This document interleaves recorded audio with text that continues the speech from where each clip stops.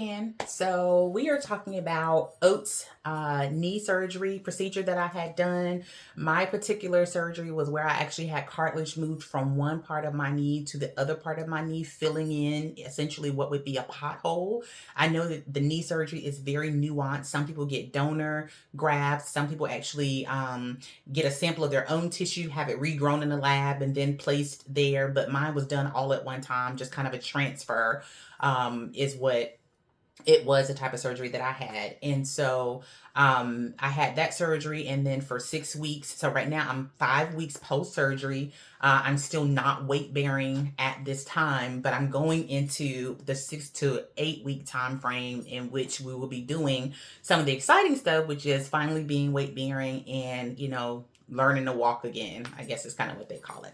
So I'm here having this conversation because I did not see a lot of material on the internet or YouTube. There were some things on Reddit about what to expect because this surgery is so nuanced. It was really hard to find anything about my particular type of surgery, which was the Oats procedure with my own cartilage to feel the pothole. I just wanted to post so that if anybody else is looking, then maybe this might be helpful. Again, this is not medical advice. This is just me sharing my experience, just in order to give you some insight as to what it was for me. So day of surgery, of course, I was pretty nervous. I was nervous about two things. One was just about pain management. We talked a little bit in my previous video about some of the trauma that I experienced before. And I just wanted to be sure that that was not the case. I don't always respond well to anesthesia, so I was a little bit concerned about what that would look like, but I talked to the medical team about that, and we did some things earlier in terms of just making sure that I had kind of anti-nausea medication, what it would look like if I woke up and I was in pain, what was available. Another thing I was really nervous about was peeing on myself. Like, I felt like, well, if my knee is messed up and you guys have pumped me through all these IV fluids, how am I going to go to the bathroom if you guys haven't put in a catheter? I'd had a prior surgery done where that was not considered, and they allowed me to urinate on myself, and I actually had to sit in cold urine for 2 to 3 hours in the outpatient facility because there was no change of clothes. It was an outpatient facility. They did not come and check on. They didn't do any of that thing. So it was very traumatic, and the idea of sitting in urine, cold urine, for 2 to 3 hours after a surgery where you're already in extreme pain was just unbearable to me. So I was concerned about that. So we had conversations around what the plan would be, and I'm glad we had a plan because I did have to use the bathroom twice during my recovery. So those are things that I was concerned about and had conversations with my surgery team prior to them actually going ahead and giving me like the medication that was going to just kind of like calm my nerves before I actually went in. So the surgery was pretty seamless for the most part. When, you just go to sleep, wake up, and it's done. What I do remember is that I felt like when I woke up, somebody had smashed my knee with a sledgehammer. Like, that's exactly, it was very clear that my knee was sore and it was hurting.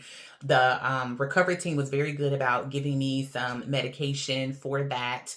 And I'm sure it was tempered because there was still a nerve block. But of course, when I woke up, that was the first thing, just kind of like my knee is hurting. And so they definitely gave me something to keep the edge off. I still had nausea after the anesthesia. They did stuff to kind of try and make that a little bit better. I think it's just a natural response for me. So it's just something I had to go through. So that was day of surgery. Pain management was extremely important to me. And so I made sure I stayed on top of that, and my caregiver was aware of that. Day one, you have nerve block. You still kind of have it's coming out of anesthesia. You have your meds. So for me, day one was kind of a blur. I don't remember it being like a really bad day or really good day. It just happened. Day two was a little bit different in that I was more aware. I think more of the nerve block wore off, but again, most of my pain was manageable. I think a big piece of it was just, and I think we talked about it, due to my difficult layout, it was a little bit harder than it needed to be. Getting to the bathroom, getting around from like the sleeping area to maybe where the living area was a little bit narrow. It wasn't crutch friendly. It was just a little bit hard to be mobile. So in retrospect, I probably would have had an easier recovery had I been someone that had a better layout. So around day two was pretty tough in terms of just being pretty uncomfortable, and then actually having to be on my meds every 4 to 6 hours. I think originally they had told me something like, oh, take one tablet, every 6 hours. And it took us a while to kind of get the rhythm of what would work for me and it would keep me in front of the pain. So that was kind of like what day two was. Now, there was like one guy on here who had actually posted something, I think on day one and then maybe day three and maybe like the second week or something, like, but it wasn't like a lot, but he had posted, I remember he had posted like day one and two kind of sucked. Day three was better. And I really just held on to that because that was all I had seen or read about it. And once he said day three was uncomfortable, but it was better, I just kept saying to myself, like, day three, I heard this gets better after day three. So I feel like what he explained was consistent with what I saw, which was day one was a blur, day two was tough, day three was pretty tough, and then there was an exponential difference for me between day three and day four. This feels more manageable. That's kind of what it was between the day of the surgery and day five. So one of the hardest parts of me was not understanding what my physician said originally when he talked about like my thigh, like not being engaged. I didn't really understand what that meant until it actually happened. So what that means is literally you do not have any function in that thigh. You cannot use that muscle to lift your leg. You're going to have to physically lift your leg and move it wherever. This brace was a saving grace because it gave me like the traction I needed to be able to lift my leg and move it wherever. But that's what that means. And it means that it's almost like a kind of a Kill Bill moment where you're like looking at your leg and you're like lift with all your might, but it's almost like you're trying to lift a 500-pound cinder block. It's not going anywhere. It's not doing anything.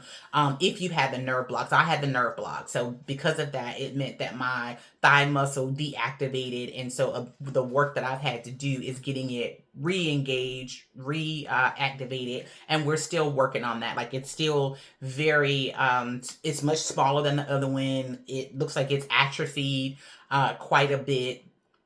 So that's a lot of the work that we'll be doing in the next few weeks as I become weight bearing to, rebuild that engagement and that muscle. Day two, day three, day four, like you'll start realizing like your leg is just looking at you. It's not really doing much. But what I will say, I was very, diligent about doing different things like the toe pointing, the toe flexing, trying, even though my leg wasn't really responding that much, I was always trying to like, contract the muscles, even just to make sure I'm sending the signals and the messaging down there to the leg. I think it's 4 days after surgery, I actually went to PT. So for that reason, they got me started pretty early on getting things activated.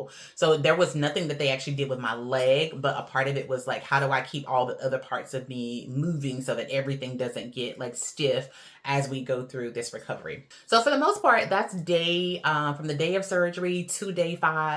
That for me was the most challenging part, but for reasons that I mentioned before, which were, again, I didn't have the correct support system set up. I only had someone here for 5 days. So when that person left, like on day 6, it was really tough.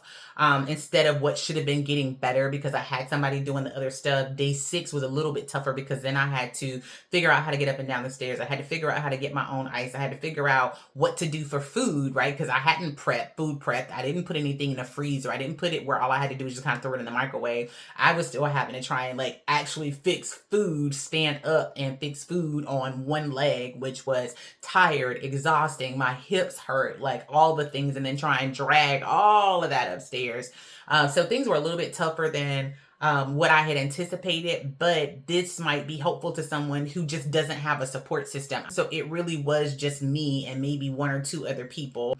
If that's something that is in your situation, then as much as you can do to set yourself up earlier is probably better. So I'm not sure what your experience is going to be like, but I just wanted to share what mine looked like day of through day 5. It mirrored the other guy that I was telling you about. And then by week 2, mobility was still a challenge, but I don't think pain management was. And then I had some systems in place to make things a little bit easier.